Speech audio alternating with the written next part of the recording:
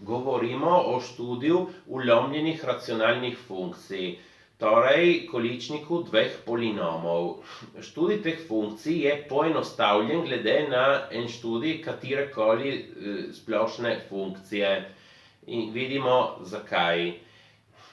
Kot prvo imamo ničle polinoma v števcu in ničle polinoma v imenovalcu. Nekatere od teh so lahko dvojne. V kakšnem smislu? Zdaj, vzamemo kot funkcijo polinom x na drugo minus 6x plus 9. Če vidite, tega lahko napišemo kot kvadrat binoma. X minus 3 na drugo. Če iščemo ničle funkcije, vidite, da tukaj dobimo x minus 3 je enako nič in torej x je enako 3. Tudi če je bil druge stopnje, smo dobili eno samo rešitev. Ali bolj točno se reče, da ta rešitev, ta ničla polinoma je dvojna. Če mi bi narisali graf tega polinoma, tukaj se izničil 3, naredi tako, funkcija je bila pozitivna prej, pozitivna potem. Torej, tudi pri eni ulomljeni racionalni funkciji, če ta funkcija gre skozi eno ničlo, ki je dvojna, ali da se ponavlja 4-krat, vsekakor sode stopnje, funkcija ne menja predznaka. Če pa ulomljena racionalna funkcija gre skozi eno ničlo, ki je enojna, enostavna, da se ne ponavlja, ali pa če je trojna, vsekakor lihe stopnje, funkcija bo menjala predznak. Torej, ko nas zanima razumeti predznak funkcije, je dovolj, da ga dobimo v enem od intervalov in potem hitro sklepamo za ostale intervale. Na primer, bi lahko zračunali, koliko velja funkcija za x je enako nič, funkcija v nič, ali pa v ena, ali pa bi lahko gledali, ko funkcija gre v plus neskončnost, minus neskončnost, če je pozitivna, negativna. Prav, druga stvar so asimptote. Tukaj govorimo o količniku dveh polinomov. Torej, ničle imenovalca nam dajejo navpične asimptote. Če polinom v imenovalcu ima realne ničle, drugače ni navpičnih asimptot. Glejmo zdaj vodoravne asimptote. In z enim primerom razumemo, kaj se zgodi na splošno. Torej, zdaj vzamemo funkcijo 4x na tretjo plus 3x na drugo plus 2x plus 1 ulomljeno 3x na drugo plus 2x plus 1. In zdaj, za vodoravno asimptoto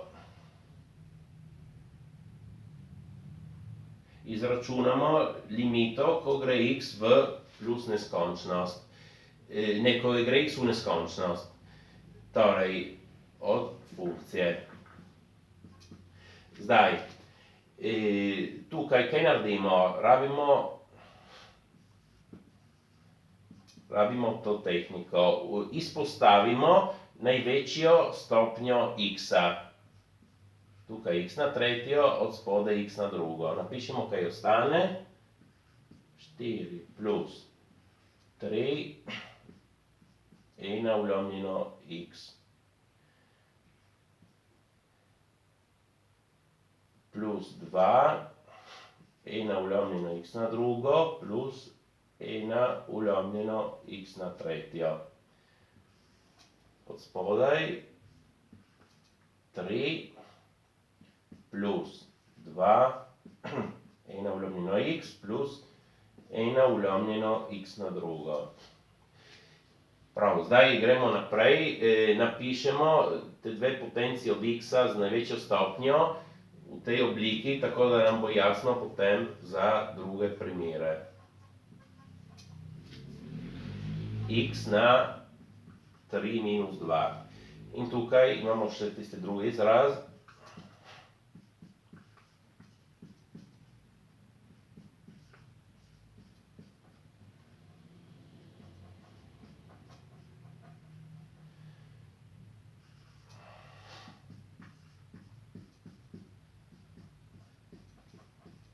Zdaj, kaj opazimo? Ko x gre v neskončnost, ena uljomljena x gre proti ničli. In isto ena uljomljena x na drugo, ena uljomljena x na tretjo, vsi ti členi grejo proti nič.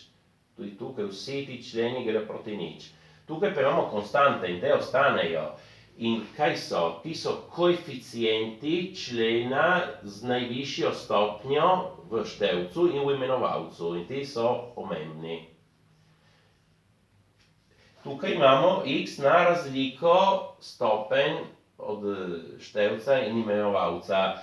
V tem primeru 3 minus 2 je 1, x na prvo in torej ta limita pride, ker imamo x, pride neskončnost.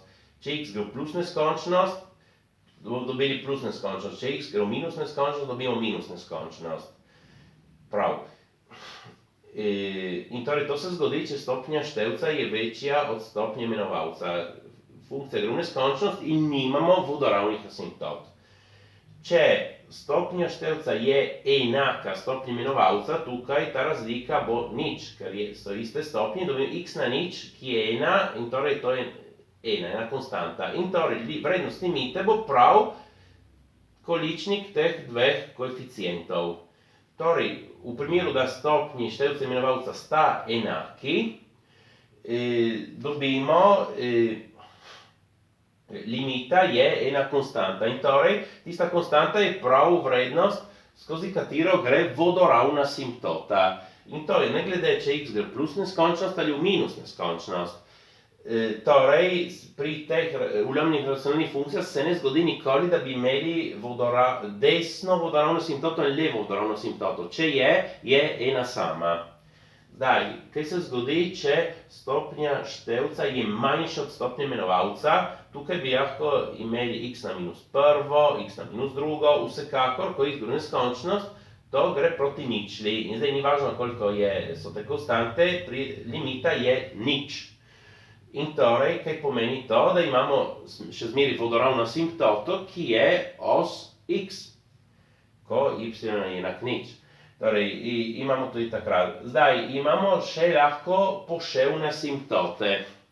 Poševno asimptoto imamo, ko funkcija v neskončnosti, recimo, se vede kot x na prvo. In zdaj, pri teh funkcijah se zavedamo, da to se zgodi, ko stopnja števca je za eno večja od stopnje imenovalca. Prav kot v tem primeru tukaj, ki pride x na prvo. Ker ta funkcija v neskončnosti se vede kot x na prvo. Potem je še ena konstanta. In takrat imamo poševno asimptoto. Poševna asimptota na splošno se dobi njen smerni koeficient, kako za eno katerokoli funkcijo, da zračunamo limito, ko gre x v neskončnost, od f od x uljomljeno x. V tem primeru, če mi delimo z x, si dodamo en x tukaj v imenovalcu. In torej ta, ki je bil x na drugo, postane x na tretjo in je ista stopnja. In torej izmeri po istem razmišljanju, če imamo limito, ko gre x v neskončnost, od tega dobimo eno konstanto. Prav. Torej, če vi študirate funkcije v šoli, se lahko zgodi, da vaš profesor hoče, da napravite cel dolg študij kot za eno katerokoli funkcijo. To morate vprašati njega. Jaz tukaj sem rekel, da se lahko nekaj malo poenostavi, naredi bolj na kratko. Prosim, všečkajte in vpišite se. Hvala.